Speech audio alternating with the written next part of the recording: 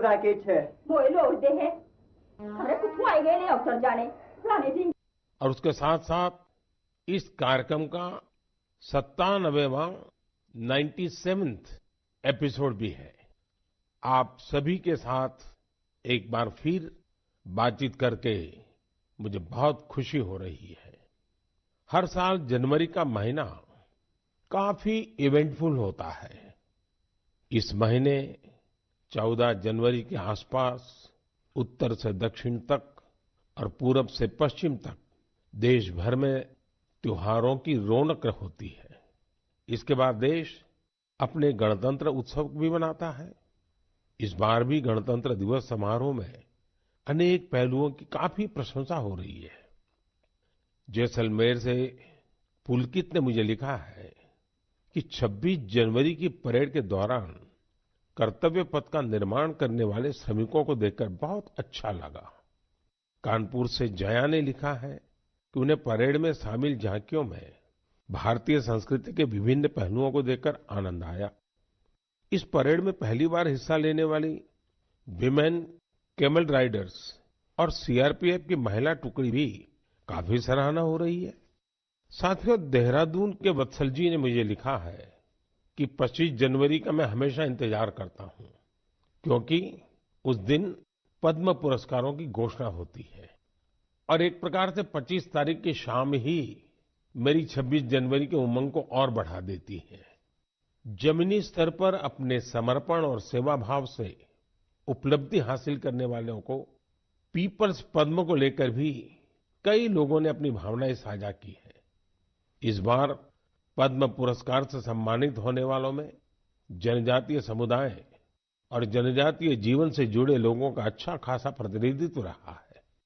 जनजातीय जीवन शहरों की भागदौड़ से अलग होता है, उसकी चुनौतियां भी अलग होती है। इसके बावजूद जनजातीय समाज अपनी परंपराओं को सहेजने के लिए हमेशा तत्पर रहते हैं। जनजातीय समुदाय से जुड़ी चीजों के संरक्षण और उन पर रिसर्च के प्रयास भी होते हैं। ऐसे ही टोटो, हो, कुई, कुवी और मांडा जैसी जनजातीय भाषाओं पर काम करने वाले कई महानुभावों को पद्म पुरस्कार मिले हैं। यह हम सभी के लिए गर्व की बात है। धानीराम टोटो, जानूमसी सॉय और बी रामकृष्ण रेड्डी जी के नाम अब तो पूरा देश उनसे परिचित हो गया है। सिद्दी, जारवा और ओंगे जैसे आदि जनजाति के साथ काम करने वाले लोगों को भी इस बार सम्मानित किया गया है। जैसे हीराबाई लोबी, रतन चंद्र कार और ईश्वर चंद्र वर्मा जी। जनजातीय समुदाय हमारी धरती, हमारी विरासत का अभिन्न हिस्सा रहे हैं। देश और समाज के विकास में उनका योगदान बहुत महत्वपूर्ण है। उनके लिए काम करने वाले व्यक्तित्वों का सम्मान नई पीढ़ी को भी प्रेरित करेगा। इस वर्ष पद्म पुरस्कारों की गूंज उन इलाकों में भी सुनाई दे रही है जो नक्सल प्रभावित हुआ करते थे। अपने प्रयासों से नक्सल प्रभावित क्षेत्रों में गुमराह युवकों को सही राह दिखाने वालों को पद्म पुरस्कारों से सम्मानित किया गया है। इसके लिए कांकेर में लकड़ी पर नक्काशी करने वाले अजय कुमार मंडावी और गढ़चिरौली के प्रसिद्ध झाड़ीपट्टी रंगभूमि से जुड़े परशुराम कोमाजी खुणे को भी ये सम्मान मिला है। इसी प्रकार नॉर्थ ईस्ट में अपनी संस्कृति के संरक्षण में जुटे राम कुई बांगवे न्यूमे, विक्रम बहादुर जमातिया और कर्मा वांगचू को भी सम्मानित किया गया है। साथियों, इस बार पद्म पुरस्कार से सम्मानित होने वालों में कई ऐसे लोग शामिल हैं जिन्होंने संगीत की दुनिया को समृद्ध किया है। कौन होगा जिसको संगीत पसंद न हो? हर किसी की संगीत की पसंद अलग अलग हो सकती है, लेकिन संगीत हर किसी के जीवन का हिस्सा होता है। इस बार पद्म पुरस्कार पाने वालों में वो लोग हैं जो संतूर, बम्हुम, द्वितारा जैसे हमारे पारंपरिक वाद्य यंत्र की धुन बिखेरने में महारत रखते हैं। गुलाम मोहम्मद जाज, मोआ सुपांग, सिंहबोर कुरकालांग, मुनि वेंकटप्पा, और मंगल कांति राय, ऐसे कितने ही नाम हैं जिनकी चारों तरफ चर्चा हो रही है।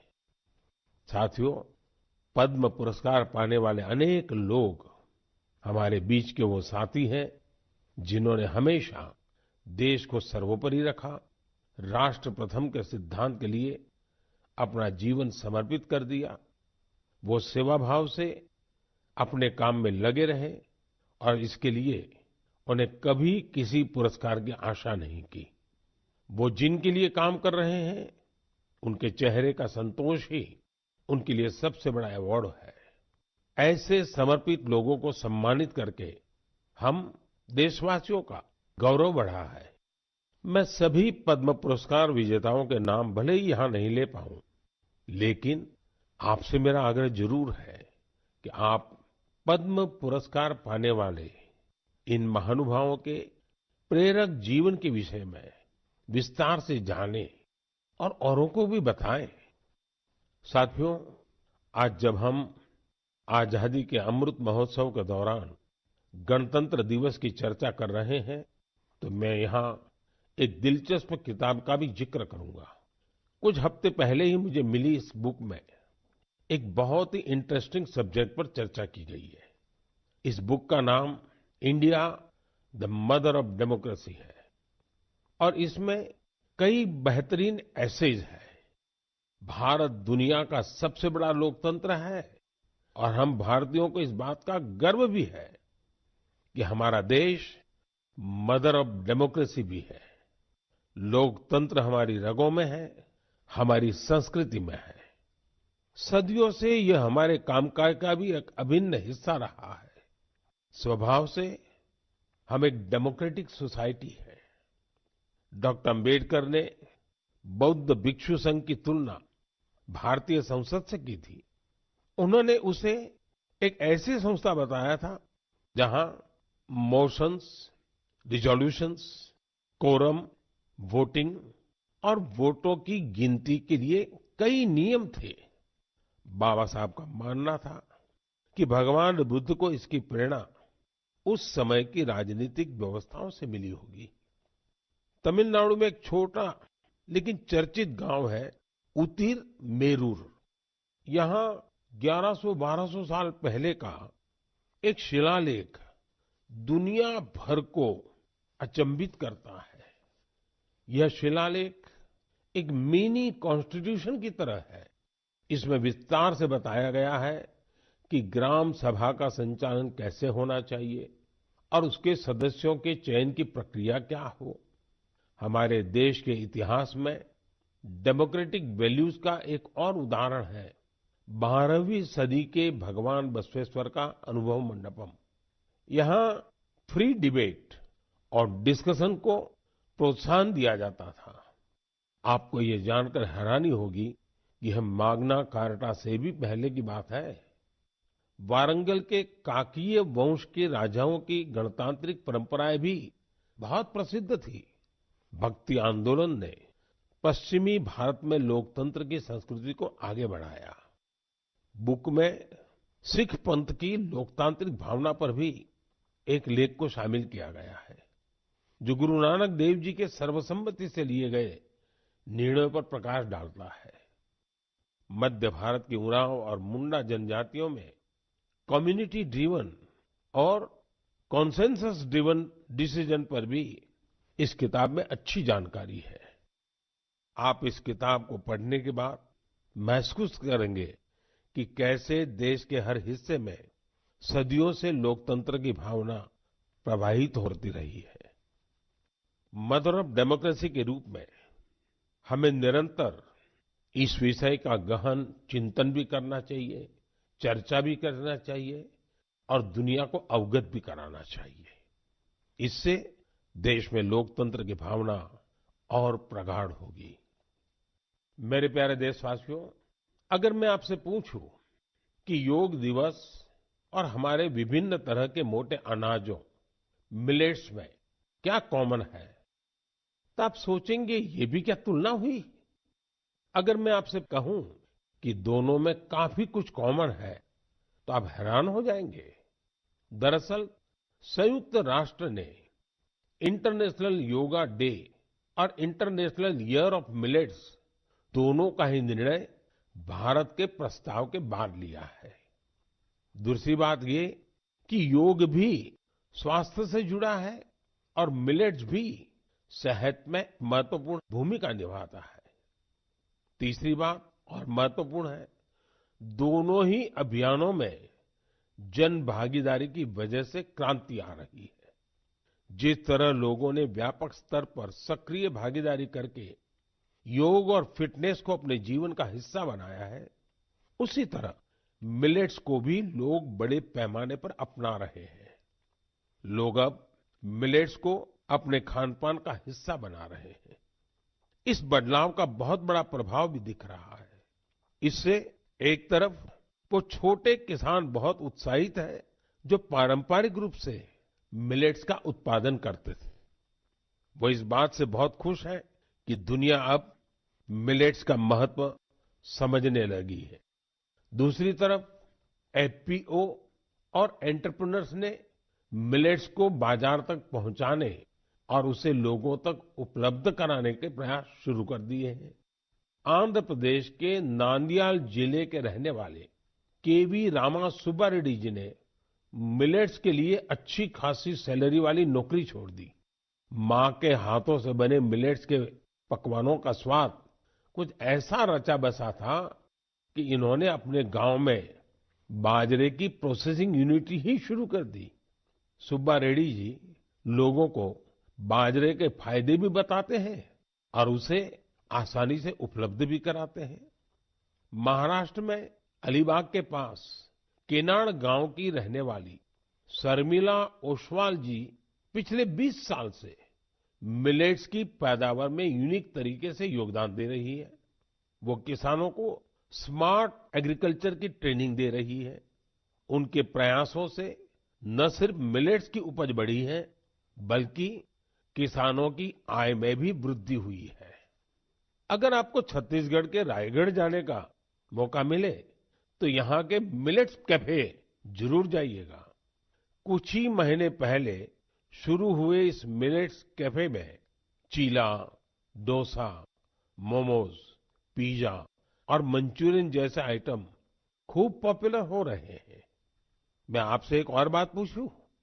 आपने एंटरप्रेन्योर शब्द सुना होगा, लेकिन क्या आपने मिलेटप्रेन्योर सुना है क्या?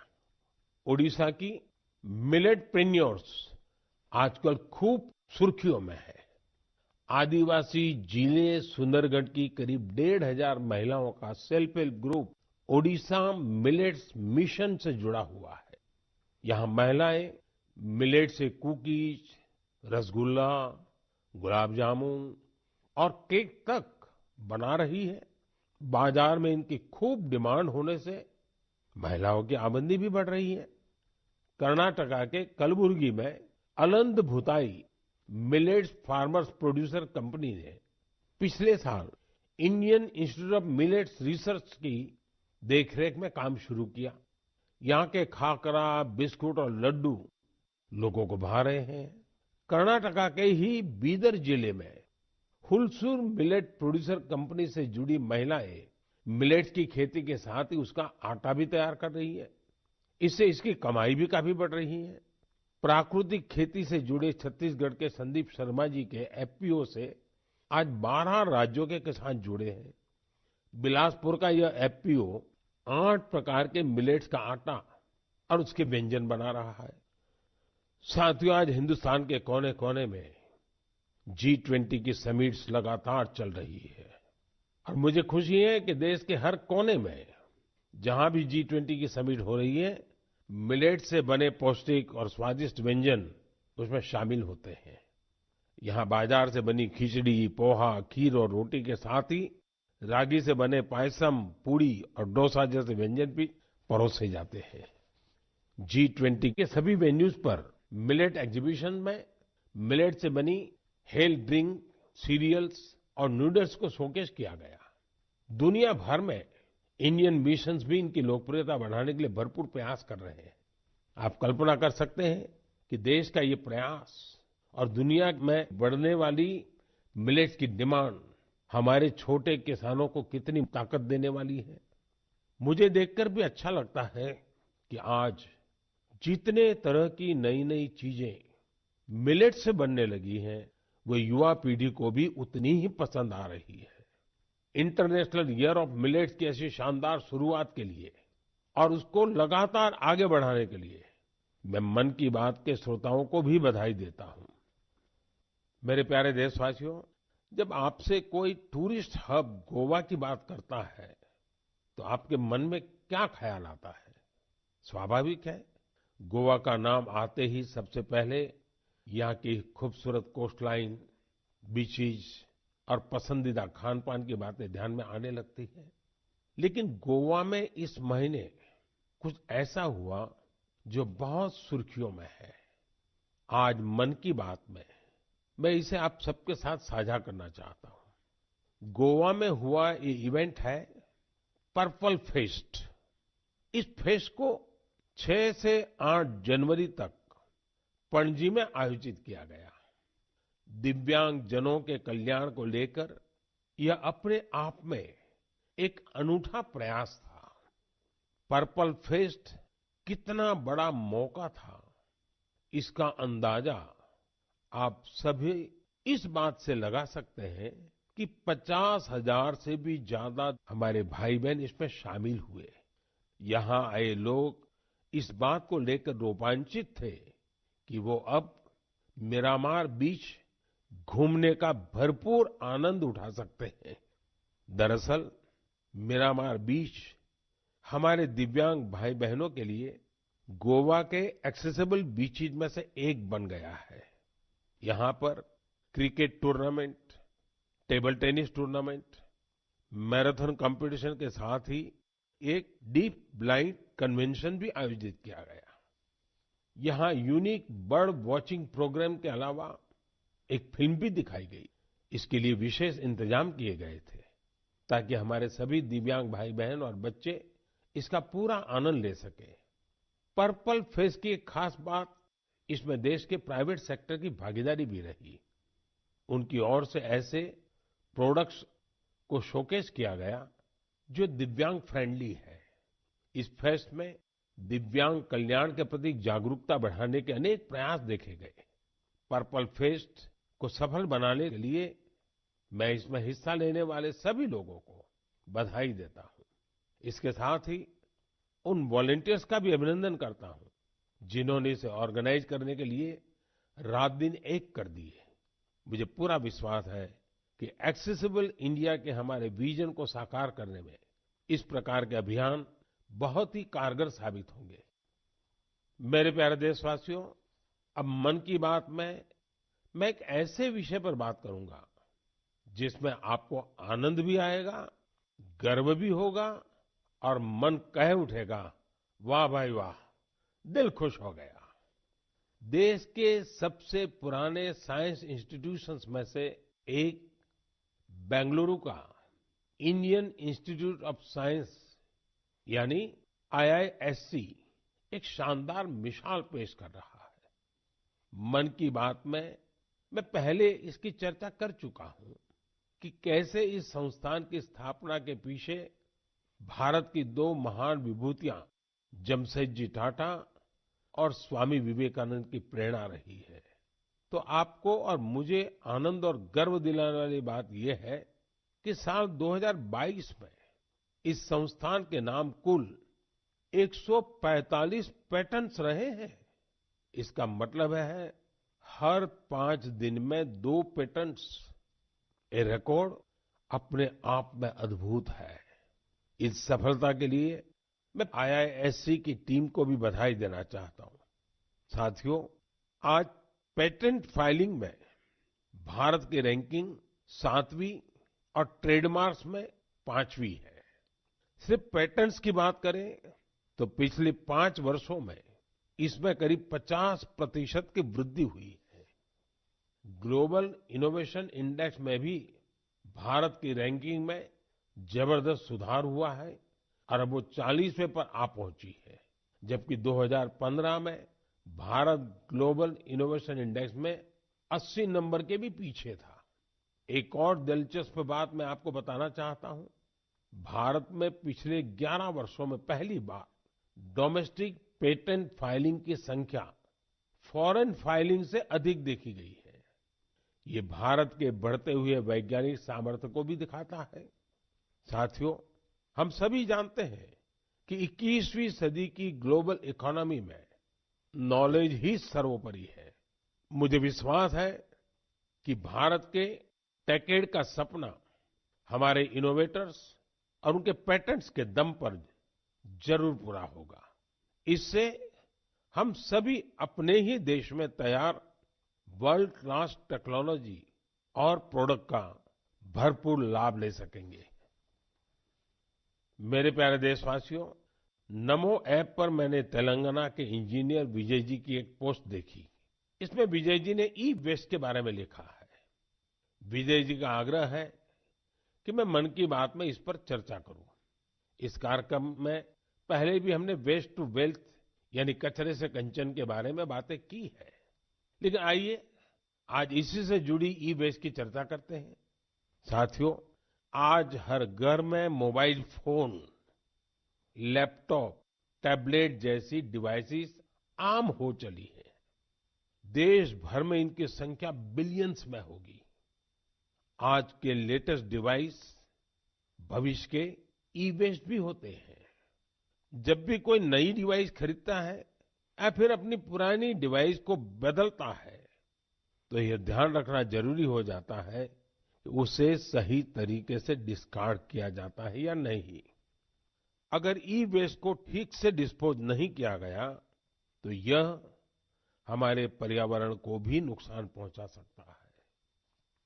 लेकिन अगर सावधानी पूर्वक ऐसा किया जाता है तो ये रिसाइकल और रीयूज की सर्कुलर इकोनॉमी की बहुत बड़ी ताकत बन सकता है।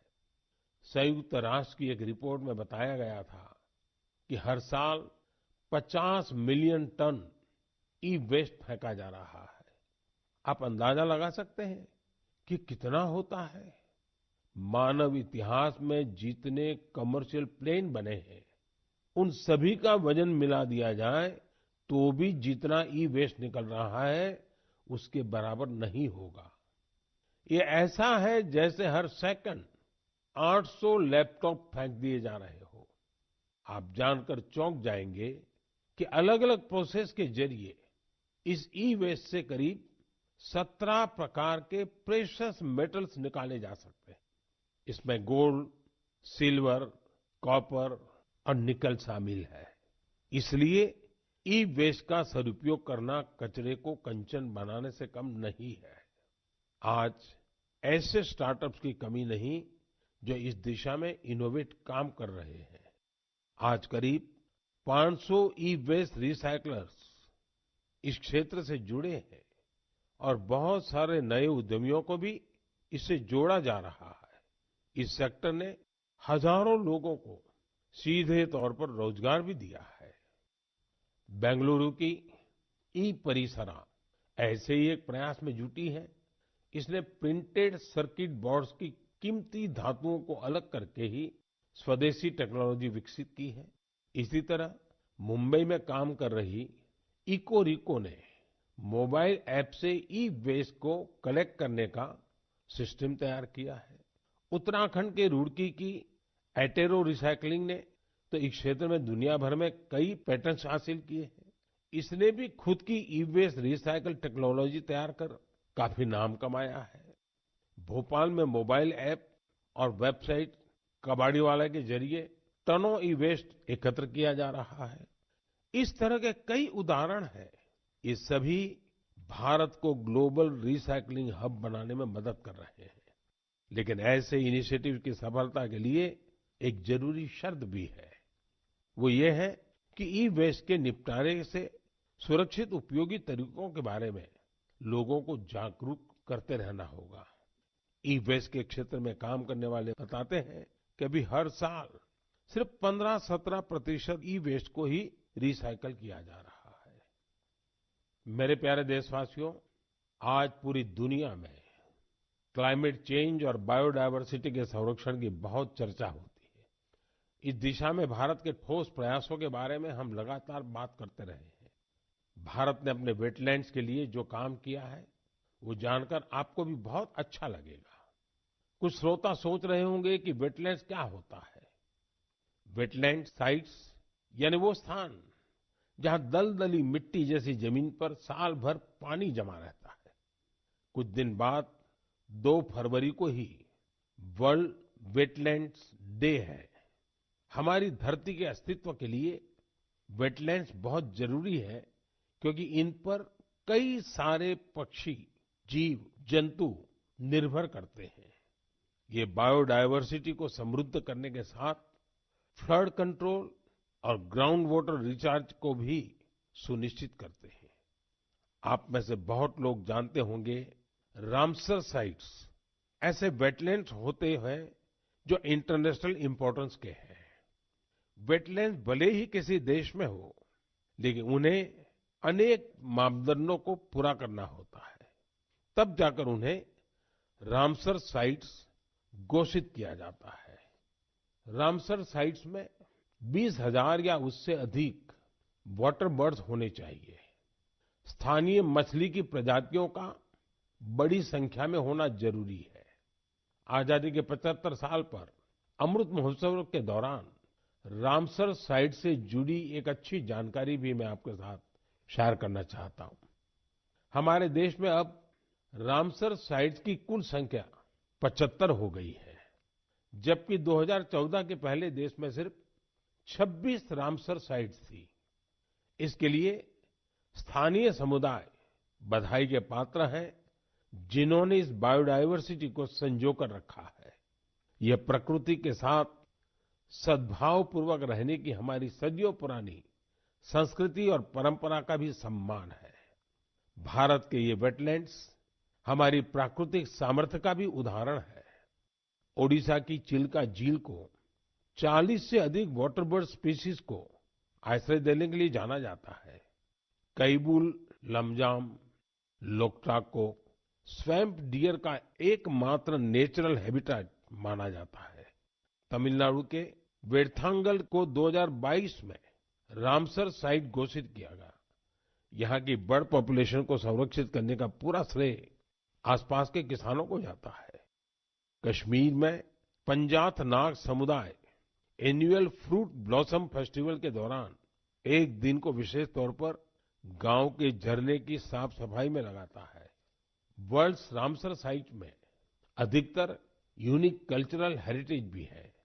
मणिपुर का लोकटाक और पवित्र झील रेणुका से वहां की संस्कृतियों का गहरा जुड़ाव रहा है। इसी प्रकार संभार का नाता माँ दुर्गा के अवतार शाकंभरी देवी से भी है। भारत में वेटलैंड्स का ये विस्तार उन लोगों की वजह से संभव हो पा रहा है जो रामसर साइट्स के आसपास रहते हैं।